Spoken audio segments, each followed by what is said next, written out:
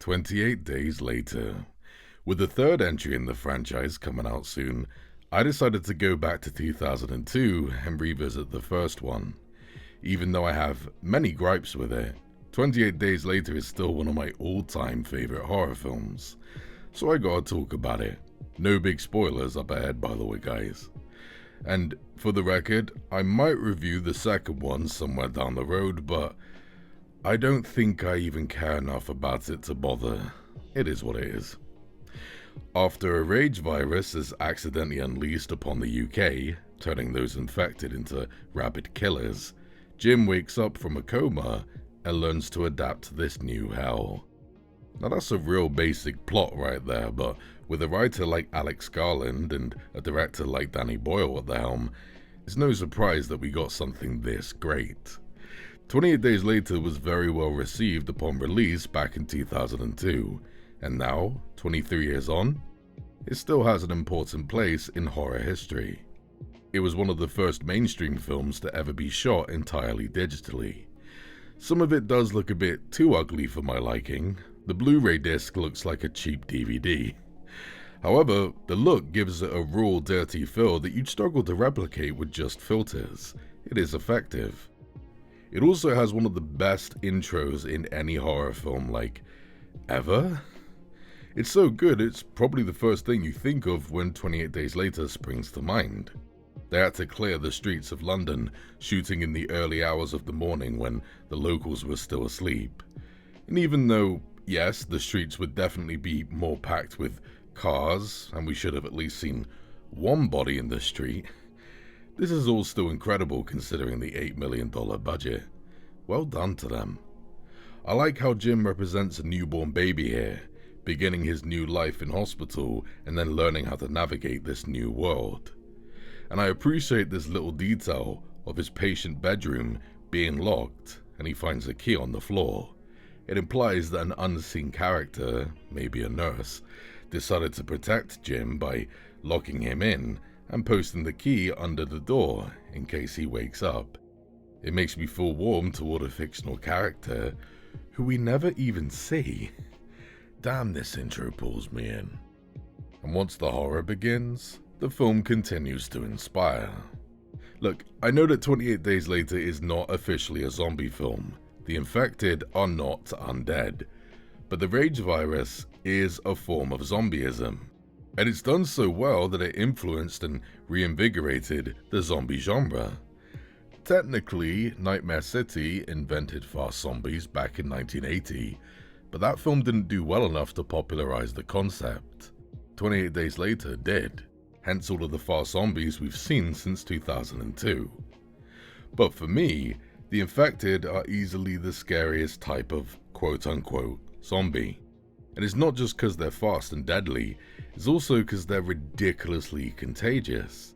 It's not just their bites you have to fear, it's their blood. If you get any of it in your eyes or mouth, you'll become one of them in just 20 to 30 seconds. This eliminates the chance of the quintessential zombie-slaying badass that we usually see in zombie films. You do not want to chainsaw a crowd of these zombies, guys. Trust me. So combining all of that information with the fact that guns are illegal in the UK, of course the infected took over the entire UK in just 28 days. They are deadly as hell. Now, I do wish we got more info on the virus. It's kind of implied that the infected are nocturnal, only travel during daylight unless you got no choice. Which could explain why they didn't hear Jim earlier. Hello! Hello! But the film never really elaborates on the whole nocturnal concept, and I wish it did. I also don't get why the infected don't attack each other. Apparently, an official 28 Days Later comic book prequel explained this. It states that the infected target the uninfected via scent. To me, that's really stupid and I can't buy that when watching the film. Hopefully, we never get a sequel that doubles down on that idea. Still, holes aside, the rage virus is the perfect ingredient for a horror film, and here, it's used effectively. I appreciate the lack of cheap false jump scares. And the dark indie soundtrack accompanies the horror surprisingly well, very unconventional and effective. I also find it scary how we don't often get a clear view of the infected. If they're not hidden in darkness, they're shot with this wonderful shaky cam style that conveys their insanity. It does get a bit too shaky at times, some of the horror scenes are shot up way too close, and the quick cut editing can get on my nerves, but it mostly works. And when it comes to the characters, I think they're well done due to their relatability. They're not action heroes, they're just everyday people put in a horrifying situation. And when they're not relatable, they're understandable. I don't agree with Selena's cold outlook. You should be more concerned about whether they're going to slow you down. Because if they slowed you down I'd leave them behind. in a heartbeat. Yeah. But I get it's how she survived. The soldiers later on in the film, I definitely disagree with them. They disgust me. But I get their logic. Even the most monstrous characters feel human here. They're just trying to survive. But my favourite portrayal of survival in this film is the part where we meet the father and daughter, Frank and Hannah.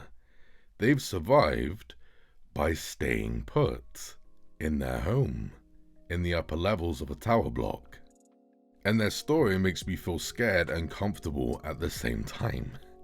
They've remained safe in familiar territory, nice and high above the infected. But at the same time, imagine getting such a great view of your neighborhood, your entire city, as it falls apart. It's safe, but no less terrifying.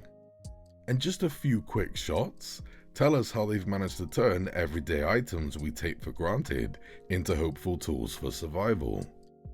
To signal the uninfected, they've made a makeshift sign out of battery-powered Christmas lights. They've blocked most of the stairwell with all of the abandoned shopping trolleys nearby. What is it about tower blocks and shopping trolleys, huh? There's a big chain hanging down in the middle of the stairwell, possibly for a quick escape in case of an emergency. And they've run out of water, so they've placed buckets on the roof, hoping for rain. You'd never think it, needing rain so badly. Not in fucking England.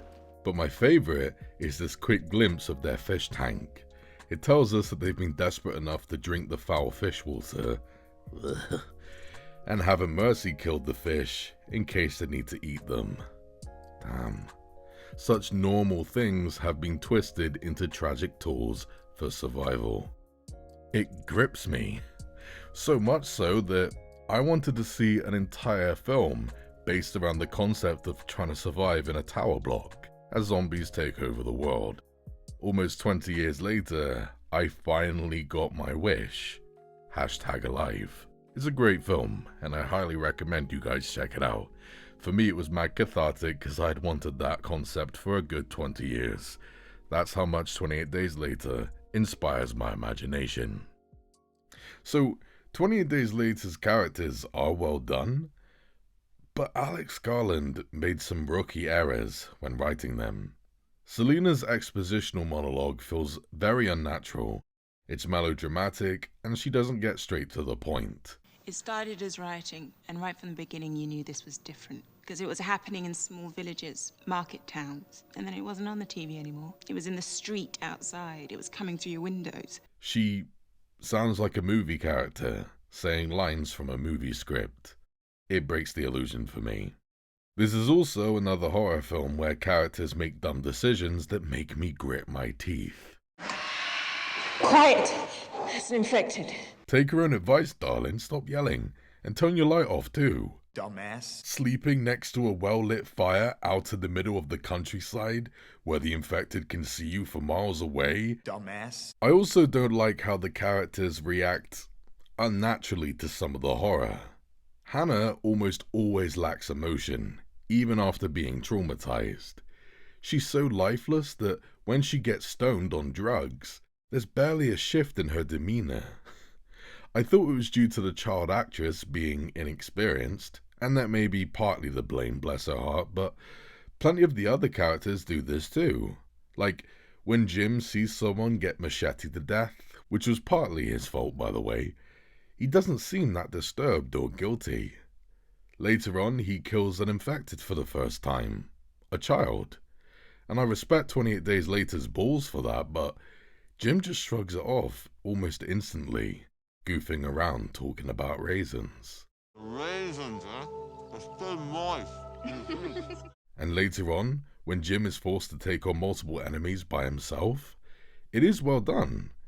He doesn't turn into some unrealistic badass. How he achieves his goals is very believable. But when he performs a kill so gross that I always have to skip past it, it almost instantly causes a kissing scene. Really? You want to kiss him seconds after he did something like that?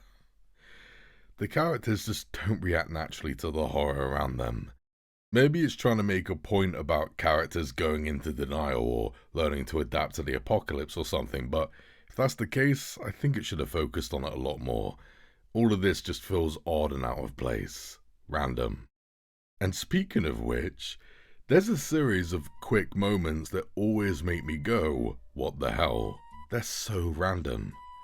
When Jim kills the infected boy, the kid screams, "I hate you." I don't think this was meant to be in there. It was just some random thing they added in post-production because the words don't sync well with the kid's mouth, and none of the other infected speak, so what the hell?